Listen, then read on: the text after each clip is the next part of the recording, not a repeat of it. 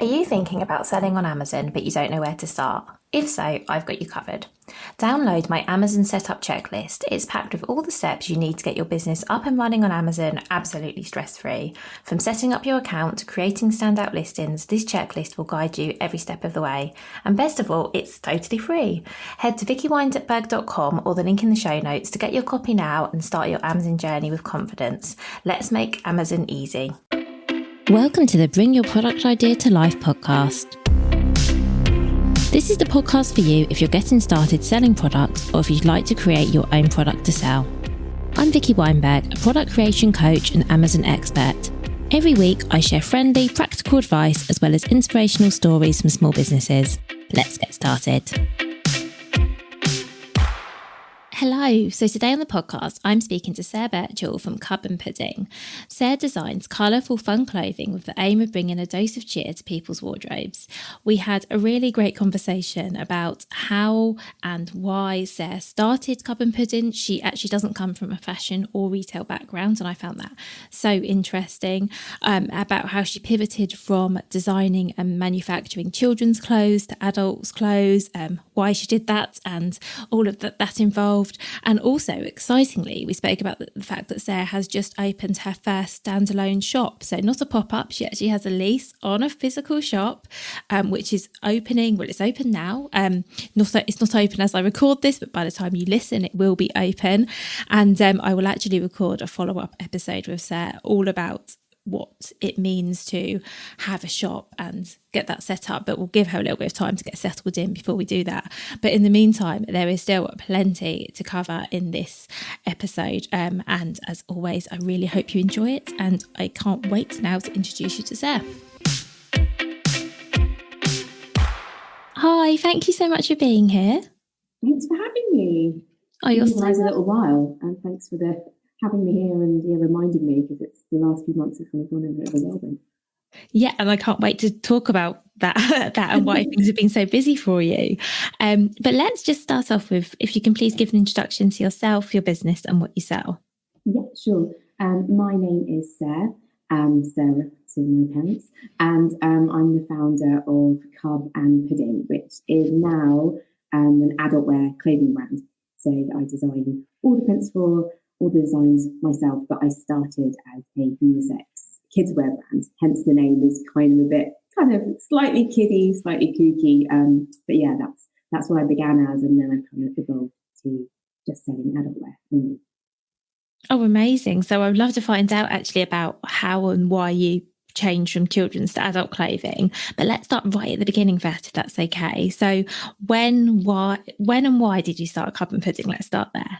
Yeah, so I was still working at a bank. So I was the PA to the CEO of a bank in the city. So very different life, very corporate. I live in London. And I'd gone back after my second child, who Pudding is referring to her, after maternity leave. And I had just felt that slump of, oh my God, am I actually going to be here until I retire?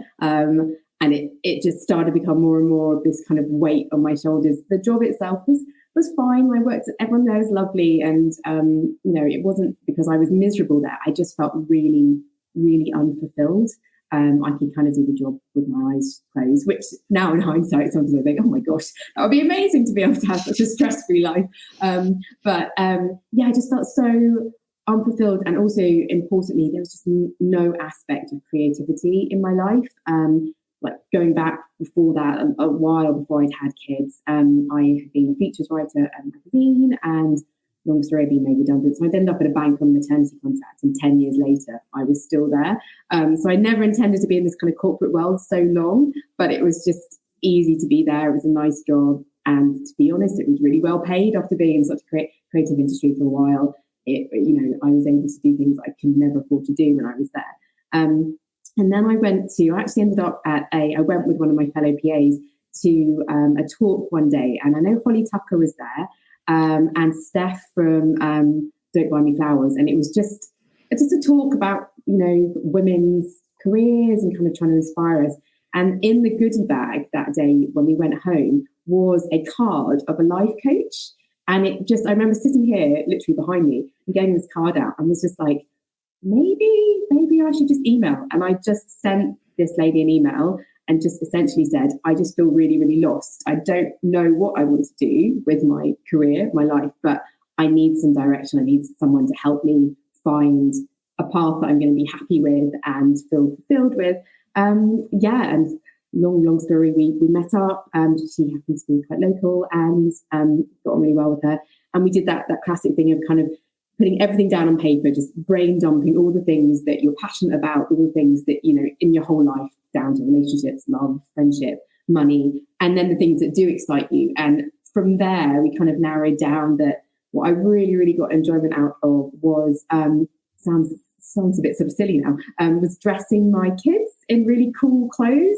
And I had got to the point where I was finding it hard to find good clothes for my son, who was at that point about 5, that were really just fun and quirky and didn't fall into that stereotype for boys where it was just diggers and dinosaurs and brown and beige. And I kind of just almost decided there on the spot, I was like, why don't I just try and design some things for him myself? I have no design background. I wasn't arty at school or anything. And I do remember Caroline, my coach at the time, saying, you know, you don't have to do the prints yourself. You can kind of delegate that out. That I really, really felt, for me, I think because that creative element was missing in my life, I really felt like I needed to do that. It wasn't just about sort of designing clothes or working with someone and giving them ideas and them doing all the patterns. I really needed it to come all from me, for me to feel that kind of sense of self-satisfaction. And yeah, it just kind of spiraled from there. I stayed working. I was still working at the bank.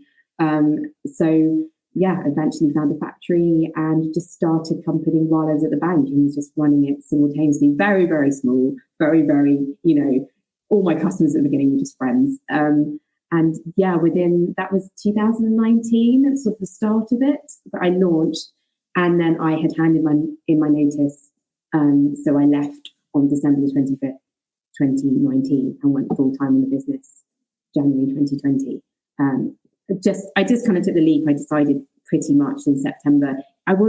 Full disclosure, I wasn't making lots of money at all from Cub and Pudding. It wasn't necessarily even, I was doing that well. I just was enjoying it. And I just thought, actually, life's too short. My boss had left, my 10-year boss, and I'd got a new boss.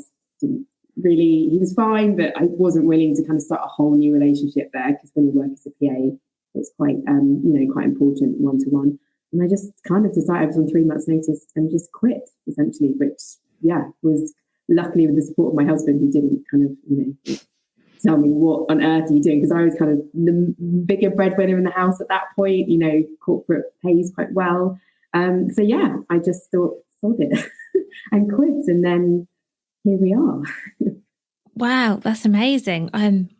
That's such a lot. I'm trying to think where to sorry, there's so much to condense it's amazing. into. What I am interested in, and not to be too boring, because obviously this podcast actually started in 2020, so we talked a lot about the pandemic, as you can imagine. But how was it? So you just quit your corporate job to do Cub and Pudding full time, and then obviously the pandemic came like a few months later. Did that change anything about your business, or what was that like? It was, I think, because I was kind of naive and I hadn't been running the business that long. So I think my expectations were really low.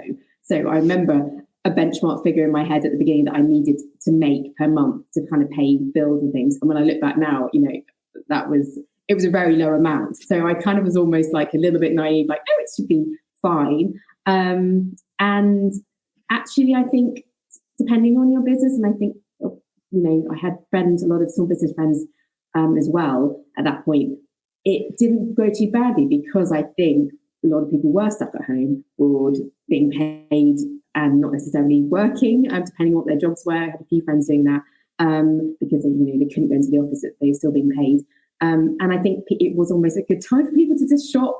And because of the clothes I was designing, that's exactly when it happened, when the kind of the spin to starting adult wear happened at that point, when people started saying, actually, I'd really like some of those clothes for me. I'm working at home. I kind of want to look smartish, but also be comfy on all of these Zoom meetings that I'm having.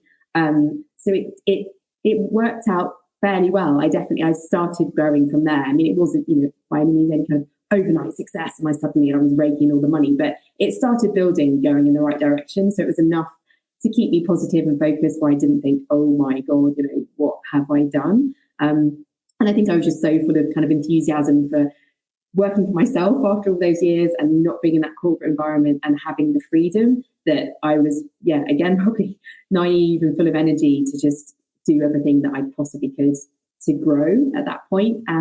It didn't impact me negatively. I think it probably, who knows if it would have been different. I think probably a lot of us maybe think we don't know what life would have looked like if there hadn't been a pandemic. I'm not sure. It might have been better or worse. But people stuck at home, still money to burn, they're saving money by not going out, not going on holiday. It actually wasn't bad at all for me. So maybe it was a good thing after all. Oh, that's really good to hear. And, I think you're right that one thing that, maybe I'm only speaking to myself, but I'm sure that one thing that people always spend money on if they have it is their kids. They were definitely, there was that element, but I think it then became a little bit more like, I want some of that for me, and actually I'd rather buy that for me than my kids. And we'll maybe talk about this in a bit, but it did get harder for me with the kids wear because I make such small volumes and it's expensive, where understandably a lot of people don't want to spend money on children's wear over a certain price point, and it got harder for me to push that and market that, much as that's where my heart was and that's where it all started. So when I did eventually let go of that, it was quite bittersweet. I just realised that financially it didn't make as much sense, sadly, for me to keep pushing that so hard when I could see the adult wear growing and the requests coming in for that and the enthusiasm for that growing. And it was just, sadly, something I had to let go of eventually. But I'm glad it started that way. Yeah. And we'll definitely talk about that a bit more. But one initial question I have is, did you find that an impact of the pandemic, did things get more expensive, I guess is what I'm wondering, because you mentioned about the cost of, and you're right, because I will spend more on clothes myself than I will on my kids. As much as I spent a lot of money on my kids, it always feels like with clothes, I'm going to be in them so long, and exactly. I totally get that. So was there a cost impact during the pandemic? Well, I didn't notice it straight away, to be honest. I feel like it's been kind of incremental. I didn't feel like it happened overnight. I think it then came as a result, a year later, people are catching up with themselves and, people are trying to recover from that period depending on who they were. The factories, for example, that I worked with in Portugal, they had to shut. So I don't think I noticed any cost impact initially. I think a lot of it for me has been Brexit related as well, and working with Europe and overseas, where that's kind of got harder.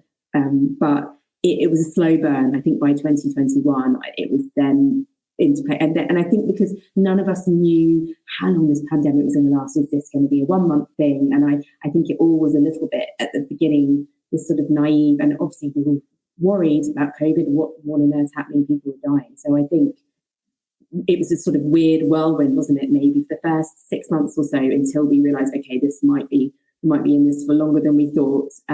So I think it was just a case of everyone just kept going as much as they can initially. And then, the knock-on effect happened a bit later, where people were trying to recover from spells where they'd had to shut longer than they anticipated, perhaps, or the sales for people had really dropped off a cliff and they had to make up for it by putting their own costs up, which then obviously had that domino effect for other people, sadly. Looking back, there was a lot going on, wasn't there? A lot. And then homeschooling, obviously, I put that, it's, post-traumatic stress from all of that. I try not to think about that because that was on top of everything, having both kids at home as well, which so many of us went through, was pretty painful. And my husband works for himself as well. So we were both trying to work from here with the kids. I think you just sometimes, when you're in the thick of it, you just get on with it.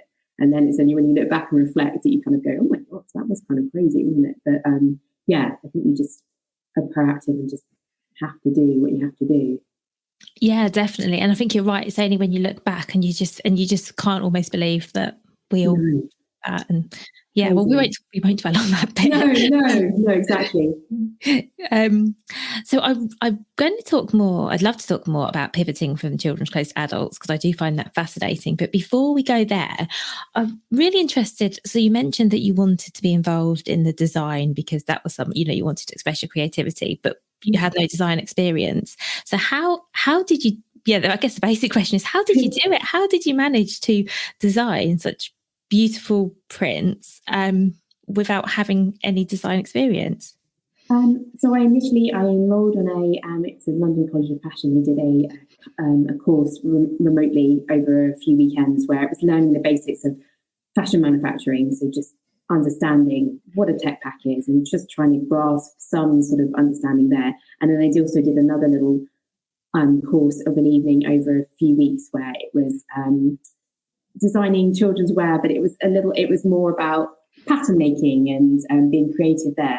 But it gave me some ideas of how people work. And I think because I had certain brands that I loved for the children that I kind of was inspired by, so I knew what kind of print and pattern I would be making myself. And I have quite a naive style. It's not very detailed and delicate designs in terms of very intricate drawing, which I wouldn't be capable of at all. I just don't have the skills. Because I knew it'd be fairly naive and fun and kind of quite playful. I just kind of went in and just bought paints and pens and charcoals and books and just started mucking around basically. And I think I had the luxury, luckily, because I was in a full-time job when this all started happening behind the scenes.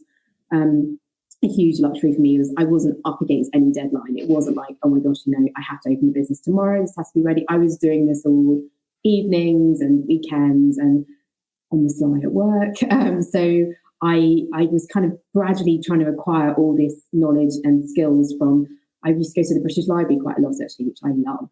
And they've got an amazing kind of business centre there and archiving. You can go and like research papers where they kind of give you ideas on like fashion trends and market research. So I spent time there essentially and just tried to inhale as much knowledge and inspiration as I could get. I'm lucky that I live in London and I've got a wealth of kind of museums and archives and things here. And there was I forgot the name. I've actually just thought now. There was a great place in London, and they do kind of very short 2-hour things in the evening. And I would go there after work, where it would be like how to use Adobe Illustrator for drawing, because I knew obviously I would need some grasp of drawing on screen as well. So I just was doing little bits and bobs like that. And those 2-hour courses was kind of like £25 here, £30 there. So it didn't feel like I was having to go and, join a huge master's at a university and spend 3 years of my life and lots and lots of thousands of pounds. So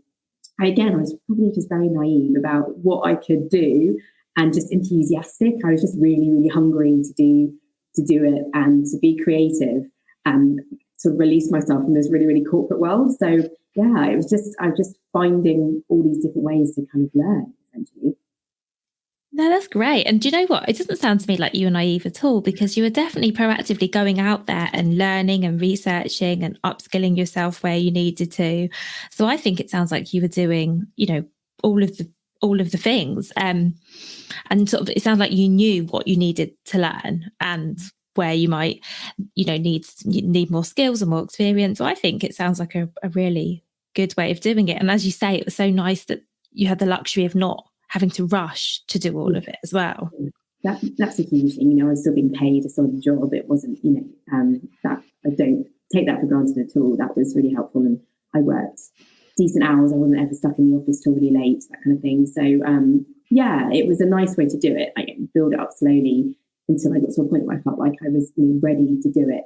I was lucky. I don't often think back to that point when you're at this point in the business. It's quite nice to look back and think, oh, that was nice.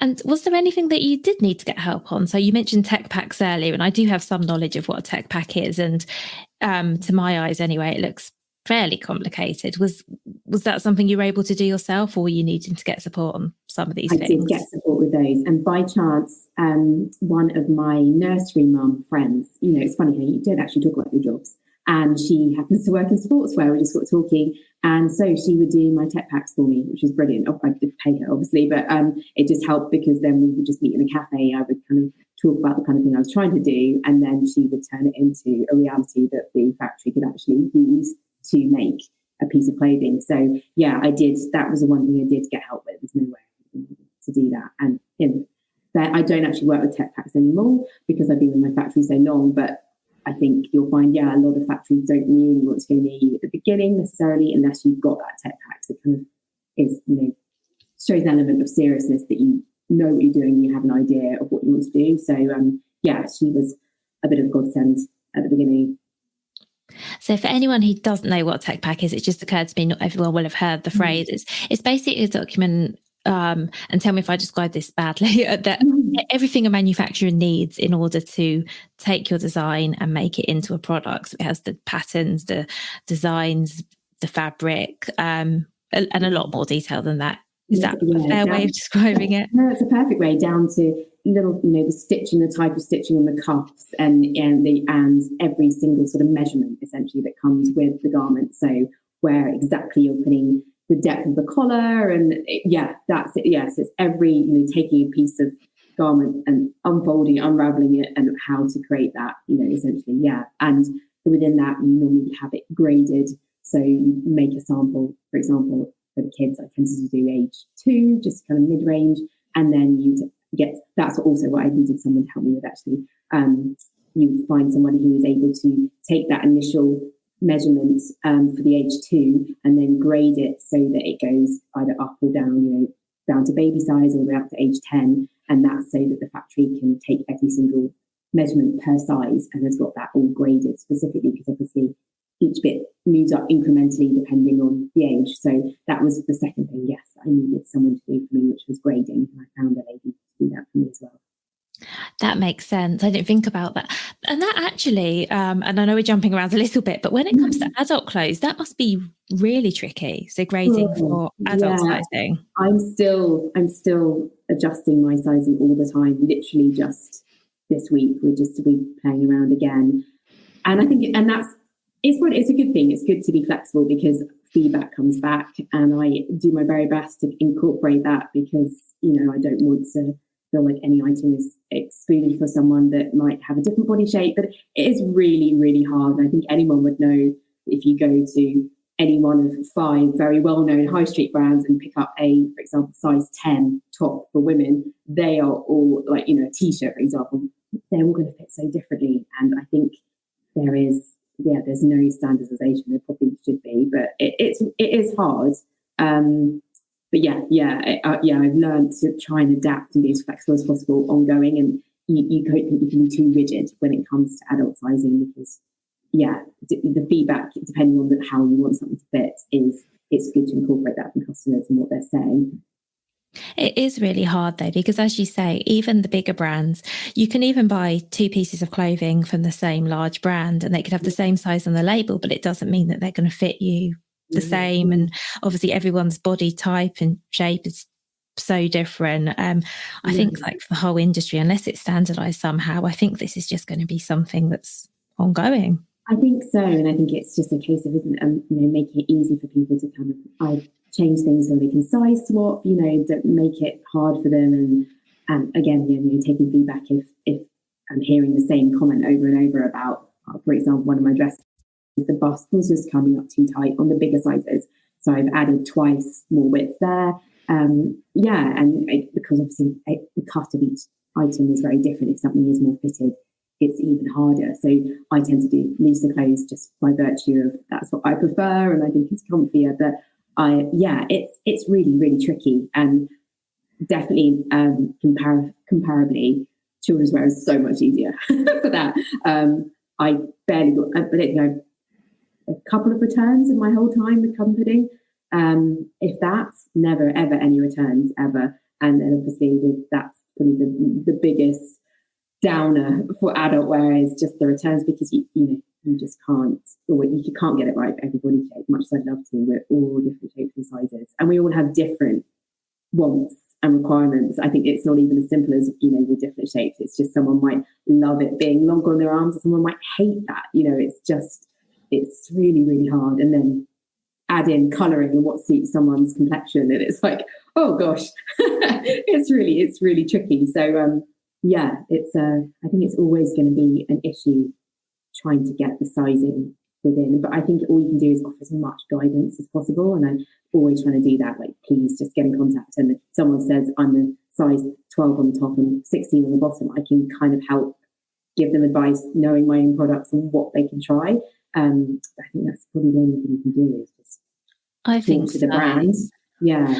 I definitely think so. And also, I think there's always going to be a culture as well where there will always be people who will order things, try them on, send them back, you know, rather than go into a shop. That's always going to be a thing as well, isn't it? That you might order. I mean, there were definitely places, especially if I'm buying somewhere that I've never shopped from, I probably would buy 2 sizes because I'm sort of in between or wouldn't know which is right. And I guess with a clothing brand, there's always going to be part of that. But it's great when you were saying about how you can adapt what you do based on feedback. So do you still produce in quite small batches? Is that how that's possible for you? Exactly that. I produce in such small batches that I'm kind of reordering every couple of months or so. So when I go back for a reorder, I can then say, actually, when we do this, can we just adjust this? So I've got another batch of my pink and my black hopscotch dresses coming in. And I was able to say that, can we just add in, I was adding another size that I wasn't doing before because people have been asking for that.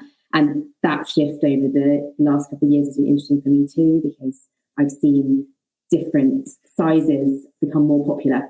So for me, I actually didn't used to sell many of the bigger sizes. The size large, extra large, I really didn't. It was always the sort of smaller sizes. Hence, I didn't have as many available. And now I've seen a shift where extra small barely sells. I'm not even bothering doing it with a couple of my products, but the sort of 3XL on top has become a lot more popular. And I'm pleased about that because I had to try and explain to only a couple of customers that because I produce in such small batches, obviously if I have 10 sizes, there's no way my factory are going to let me know, that they're like, it's not worth their while to make 2 size small because across so many sizes. So I had to make the decision if I'm producing such a small amount, I can only do 5 sizes at a max because it becomes too minimal per size that my factory won't let me do it. And because I didn't ever sell many of those bigger sizes, I was like, it just wasn't clever of me to put too much stock there. So I had to make sure that I produced more of the small and medium. Medium's always been the popular one, personally. But yeah, I've seen a shift for that recently, which is really interesting. Oh, that's really interesting. Yeah. And it sounds as well like your factory are really flexible, which is great. They've been really good to me. I think, it helps. We've had a long working relationship. We were first in contact in 2018. I visited them twice, which is really nice. It's run by 2 women, which I love. And it's outside Porto, which is a really nice region in Portugal. They've been really, I think, it's just the legacy of working together and, pay on time, that kind of thing. I think, there's just a trust there and in all honesty, there's been a couple of moments where I've had to go to them and say, I've had a down spell with Cub and Pudding and I've been like, I can't pay, I don't know how to do this. I've had an awful couple of months for sales. I'm freaking out and I've had something in production and they've been really, really kind to me. And, we've worked out a plan where, we've just staggered a payment more, or I've been able to push back production dates so that the cost is further ahead in the distance. But I think it's just really key just being honest with the fact, if you've got a good working relationship and just being really honest and open with them if you're having any kind of issues. I think we've just learned to kind of trust each other. So yeah, I really value them for sure. And how did you find them? So again, because you had no experience in this industry, how did you manage to find such a great factory? Yeah, that was one of the trickiest things, because I found that other clothing brands, whether they be kids or adult wear, it seemed to me that most of them have been started by someone who was in that industry already and had either quit or they come from that background. So they had that kind of little black book of contacts, and I didn't. And I spent a lot of time, contacting people abroad and in the UK and not getting anywhere. People just didn't respond to me. I had a huge spreadsheet of all the people I contacted and followed up with, and I just didn't hear from. Obviously, I think because I'm a new brand, they don't know me, and I only wanted small orders, and I guess to a lot of people it doesn't look very appealing. And again, it was just a chance thing that Caroline, my coach I was working with then, she had another client who was doing sportswear, and she said, "Oh, she's working with this factory in Portugal. Do you want me to just put you in contact?" And I was like, "Oh yeah, great." So she kindly shared her contact details, and it just so happened that we worked well together. And yeah, ever since, although I now work with another factory as well, doing my knitwear. But yeah, I was very lucky that they got me from the start, and I think they were interested and excited to do work with me and do this kind of thing. They kind of were doing slightly more traditional work, I think. Yeah, it was luck. It was luck. They could have been awful, but it was pure luck, thankfully. And yeah, I just clung on to them ever since. I guess luck, but also I think it's good, it was obviously an introduction from someone you knew, and I think it's just good to talk. So yes, there is some luck, but I also think there's an element of, if you talk about what you're doing and what you're looking for and what you need, you've got more chance of finding someone that can help. So I think there's some of that in it as well. That's very true. Yes. Yeah, that is true. Yeah. So it was fortuitous. Yeah. And I'm thankful for that. Yeah, that it worked out that way. And because, there is an element of unspoken, I think what the word is, where you do not share your contact details for your factory. I've discovered that. There's been a couple of instances over the years, and people are very funny about it. And I understand from one point of view, because especially if you spent a lot of time trying to find a factory, and then you found them and they're brilliant, and then someone might come along, and I have had that. I've been on the receiving end of that, where someone says, "Oh, I'm looking for a factory, can you give me your details?" And I understand, people think, well, actually, you might want to sort of try a little bit harder than that. But I also think, well, we're all small businesses, we're in it together. We'll probably doing things slightly differently. What does it matter if we actually share the contact details? And it's nice karma, but it seems to be the unspoken thing that I found at the beginning. It's like, do not tell anyone what factory you're working with. It's gold dust. It has to be kept very close to your chest.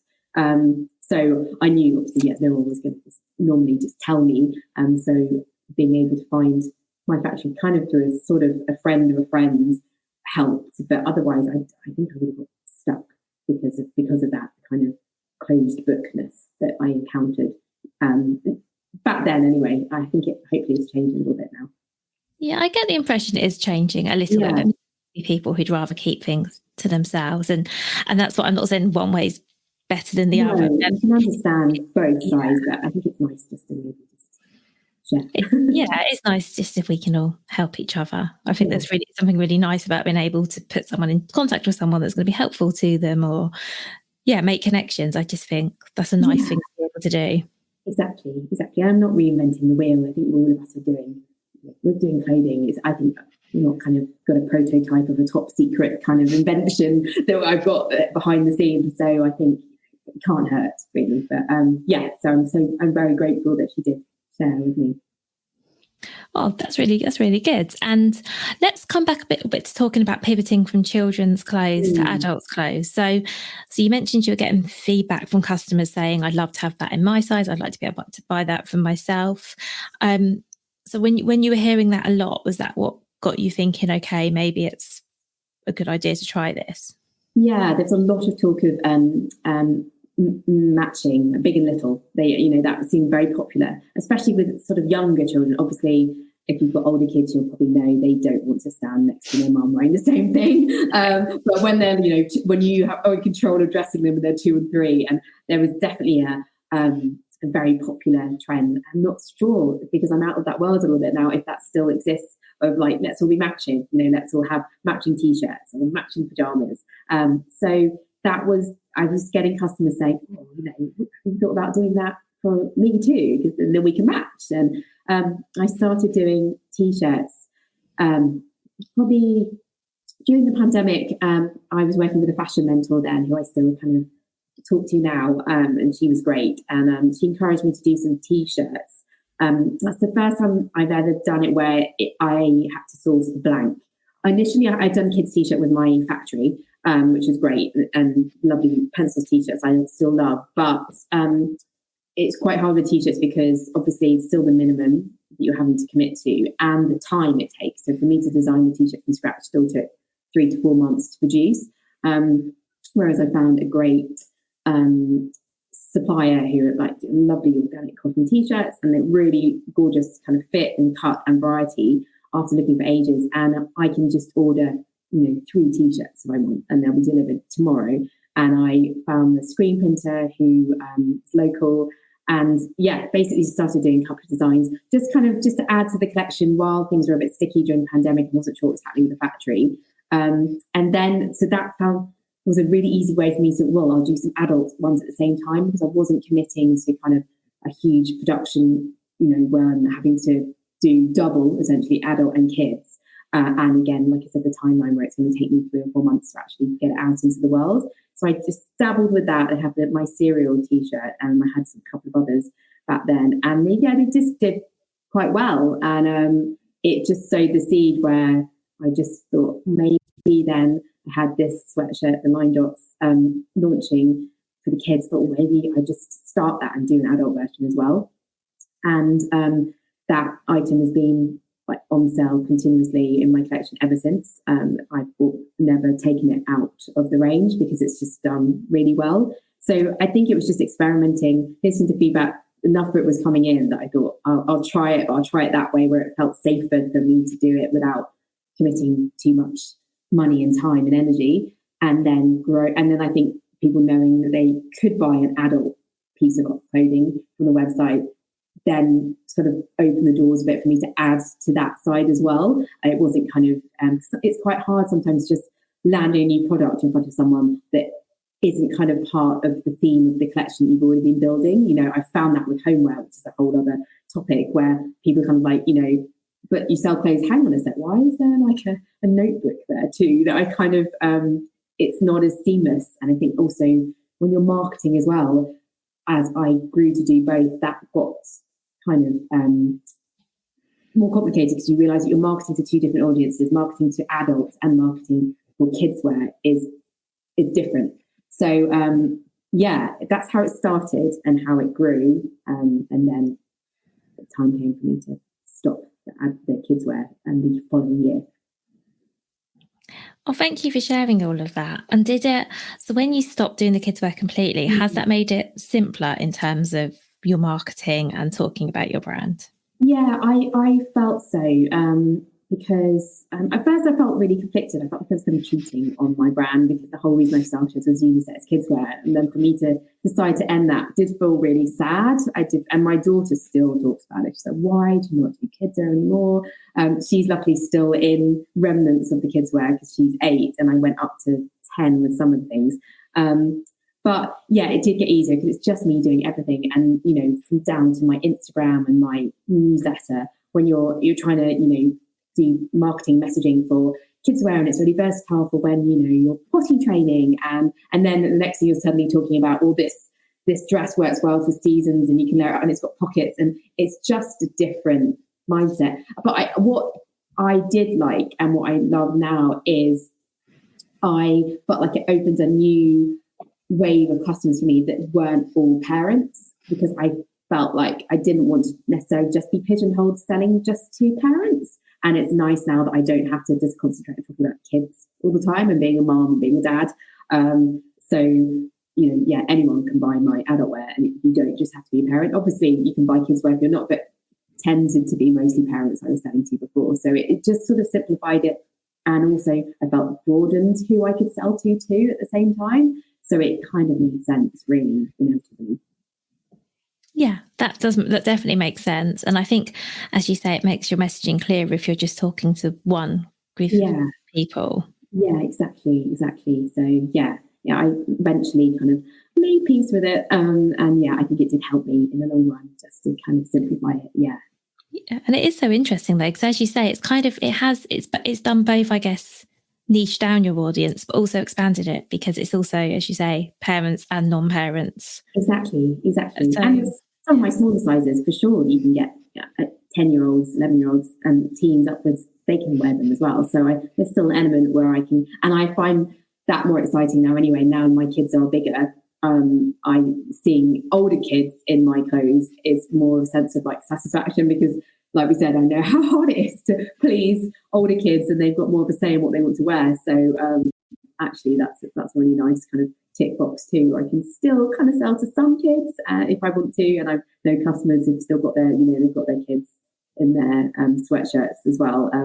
I had that in the shop recently where the mum and the daughter, which was really nice when I did the pop-up shop, came in. The daughter was about 12, and they basically agreed they were going to timeshare one of my sweatshirts. So the mum said, I will buy it. And she said, well, I want it. She said, right, it's going to live in my wardrobe. And it was just really nice seeing these two different generations who both wanted the sweatshirt and they were going to share it. And then, I had a lady in her 70s come in and buy it a couple of days later. So it really had gone full kind of circle. And so, yeah, opening up that audience has been really nice. And that also leads me on really seamlessly, almost as if we planned it, to talking about shops. So, yes. Yeah. So let's talk about physical shops and how that's been and where that's going. Yeah, so it's crazy. So as soon as we finish the podcast, I am off to the shop that I got the keys to last Thursday to paint it. So yeah, I started thinking about the shop last year. It was sort of just on my mind, I think, because I'm in London, as I've said before, and it's just happened to be that I'd say a third of my audience are in London. I don't really necessarily know how that's happened. I guess just people talk, etc. And I'd done a few local markets and things, and I just thought it could be quite nice to have a shop, bonkers as it may sound. Also, because I'm clothing, and what we've talked about is the concept of, having somewhere that someone can come and see the fabrics and try them on and feel them and see the colours in real life has felt more and more important as Cub and Pudding has grown more, especially this year. I felt like I'd kind of missed out. Like I'd love to say, look, you can come here and try it on. And I did a pop-up shop last June as my first pop-up, where I was actually in my own shop for a couple of weeks, and I took over the whole space in Southeast London. And it went well, and I really enjoyed it. I just really, really enjoyed it. I'm lucky enough that I get to share a studio space with my husband. We've never, as soon as the pandemic finished, we actually signed the lease during the pandemic.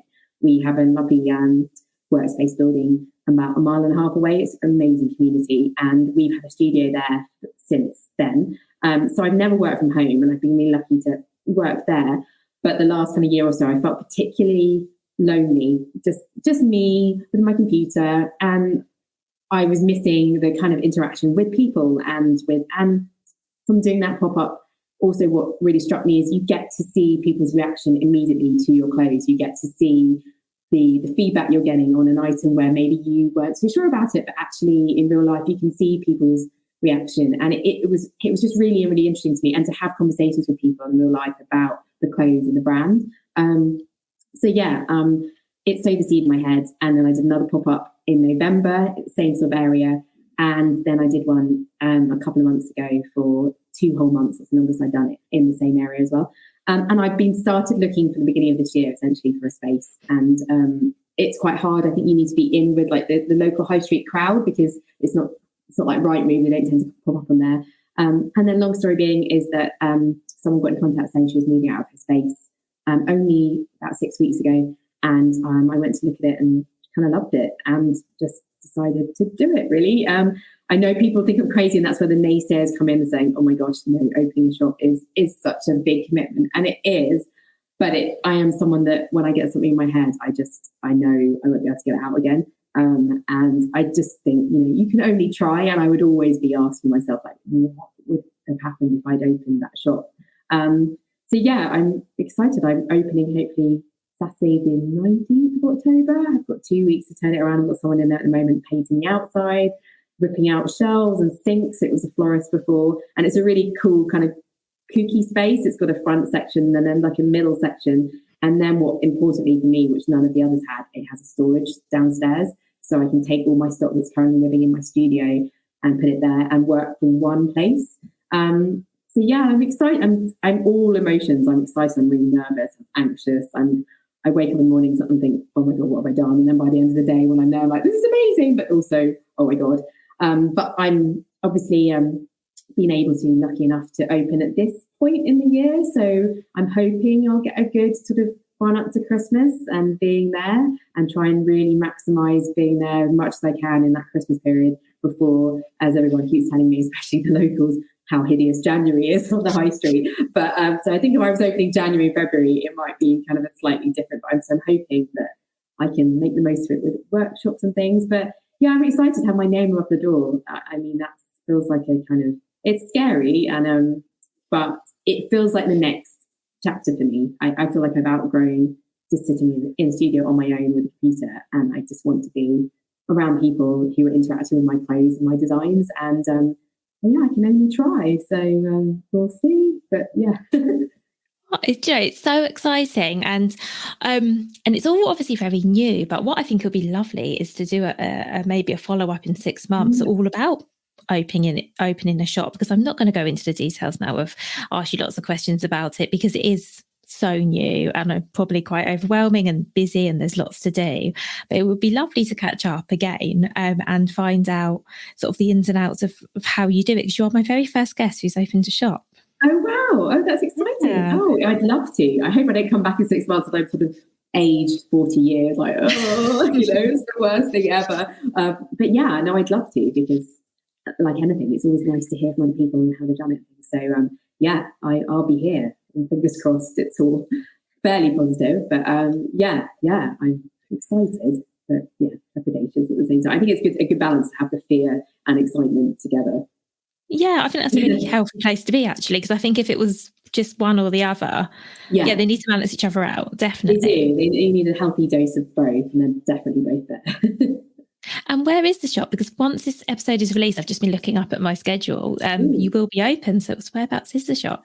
Well, yes, it's in Forest Hill in South East London. So the station, Forest Hill Station, is just up the road. And the road I'm on, it's really special actually, because it's Dartmouth Road in Forest Hill. It's purely indie shops. There's not one chain shop there. And there's a really, really lovely community. There's lots of really gorgeous independent shops down there. So there's lots to do in the area too, if anyone wants to come visit. But yeah, I've already, from doing a pop-up, 2 pop-ups on exactly the same road, which has been nice. So this year and last, I've already kind of felt that sense of community that exists there. And there definitely is a really nice vibe for supporting small businesses in the area. So yeah, it's just up the road from me. I used to live around the corner. So it feels like, familiar and comforting in terms of, I know the area. I think if a space had come up in another part of London, I wouldn't have been able to do it, because I just think you need to know your kind of demographic on the doorstep, and it is my customers are around there. So yeah, it's a good spot, Forest Hill. So come and visit. Yeah, that's really exciting. And I think it makes sense as well that your customers are local, because I mean, there's definitely a drive to support local businesses. And I think that indie clothes shops in particular, I do think that a lot of the people who come through the doors, apart from people who've travelled to come there, and there will always be people who travel, a lot of them are local people who want to support this lovely shop that's in their neighbourhood. Definitely. And what's nice is when I've done pop-ups before, I've been there for 2 weeks, you have someone come in, and of course, like it in markets with the same thing, where they say, oh, I'll come back, and then life happens and you've gone, and they've forgotten who you were, and there's no sign on the window anymore. So the chance to actually have that visibility permanently on a high street, where someone might be on a rush on a Sunday morning, but they can come back for sure, and I'm still going to be there 3 weeks later, 2 months later, is really nice and reassuring. And like you said, I think there's just genuine interest in small businesses and going into a space. And people, I had a guy when I was painting last week, he knocked on the window and he said, what's happened to the lady who was here before? He had a beautiful shop. And then when I said it was me, he kind of said, oh, thank God, we live around the corner. We just really didn't want it to be, really faceless, soulless Poundland. We just really hoped it would be anyone that's an indie. And I think there's genuine hope and, support for that on your high street. You want it to feel like it's cared for and loved, and not just a money-making huge corporate brand where they don't really care. And it is exciting when new brands move in. There's near on the road I live on, there's this tiny little stretch of maybe 3 or 4 shop fronts, and one of them's empty. I'm so excited to see what it's going to be. I don't know what it's going to be. I really hope I'm not disappointed. I'm so genuinely excited. What will it be? Just it's exciting when new things move in. And you just think, yeah, go you. Like I live in Crystal Palace, Yeah. and there's a stretch where 3 or 4 have just opened up recently, and I'm so chuffed for them. And there's a sweet shop, and there's it's completely different yoga, and I just and now knowing what goes into running a business, and obviously now more a shop, you're just really rooting for them. Like, please, everyone, like go there, please, and tell everyone, like, make sure, keep it busy. Please just, always just want to see loads of people in there as much as possible, because, you want them to survive. You want them to make it, essentially. That's what's important. Definitely. And it's so exciting. And on that note, I hope everyone who's in the area or passing through Forest Hill can come and have a look at your shop. I'll definitely come and see your shop. Yeah, I would love to visit. Yeah, I would love to. I really like that part. I used to live in that part of London. So yeah, I'll have to have a nostalgic trip back. It's lovely. It's lovely. So the final question I have for you, Sarah, is one that I ask every podcast guest. And that is, what would your number one piece of advice be for other product creators? Oh, I had to think about this because, so many things. I think actually it's maybe as simple as just looking after yourself and your own well-being. My husband runs his own business, but he is client-facing. And so often, I kind of jab at him and say, you're so lucky, because with a product business, there's so many cogs in the wheel. There's so many things, so many elements to get that product to your customer, for that to happen. And I think when you're in a business and you're doing a vast share of it, I found that as things have got busier, which is great, I've suffered in terms of my own well-being and my own mental health, because I'm doing so much. And I think it's just not being afraid to delegate when you might be afraid of it. I was so worried about cash flow that I always thought, I have to do everything myself. I can't afford any help. I have to do everything. And then there comes a point where, life happens. You can't always be doing everything yourself. We had a holiday this year and we had to plan to be away, essentially. And that was where my hand was forced finally to get someone to help me with my customer emails and things. And it's been the best thing I did. I haven't looked back, and I don't have to think about that anymore. So I think it's just looking after yourself to the point where if there's something that really you don't need to do anymore that is causing you maybe a bit of stress or a bit of angst. And for me, it was dealing with customer emails that were coming in on a Saturday, and I didn't want to look at it, but then it was in my mind, and now someone does all that for me. I don't need to see it, and it's actually made my life a lot easier. And there's only one you. Your brand is you, your business. So you just need to, I think, just be careful and look after yourself and your own well-being as things hopefully grow and the business gets bigger. Be clever about how you spend your time and what you need help with, and how you can best kind of allow yourself to take some time away and not feel guilty about it, and just look after yourself. That's such good advice. Thank you. Because you're right. I think running a business, whatever you do, it can take over your life if you allow it to, because there's never enough hours in the day. There's always something that needs to be done. No, you're selling online. It is literally 24/7, and internationally people contact you all times of the day. And it's your baby. You're passionate about it. You want to do your best, but yeah, it's just finding the balance to making sure your sanity, your mental health is in check, and making good decisions in terms of delegating things that might help you serve your business better. Oh, well, thank you so much. And thank you for everything that you've shared.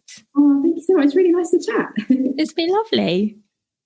So nice. It's been a while. So it's like I said, it can be quite lonely running a business. So it's always really, really nice to kind of get out and talk about what you do when it's just you in your business. So thank you so much. You're so welcome. And on the other side, I think it's really lovely for people to hear from other people running their businesses. So it's great. Thank you so much for listening right to the end of this episode. Do remember that you can get the full back catalogue and lots of free resources on my website, vickyweinberg.com. Please do remember to rate and review this episode if you've enjoyed it, and also share it with a friend who you think might find it useful. Thank you again, and see you next week.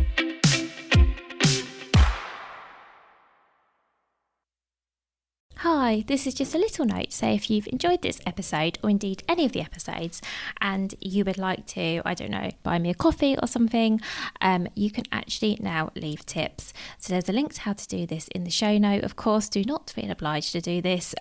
This is a free podcast. This will always be a free podcast. But as I say, if you want to buy me a coffee, you can do that via the link in the show notes.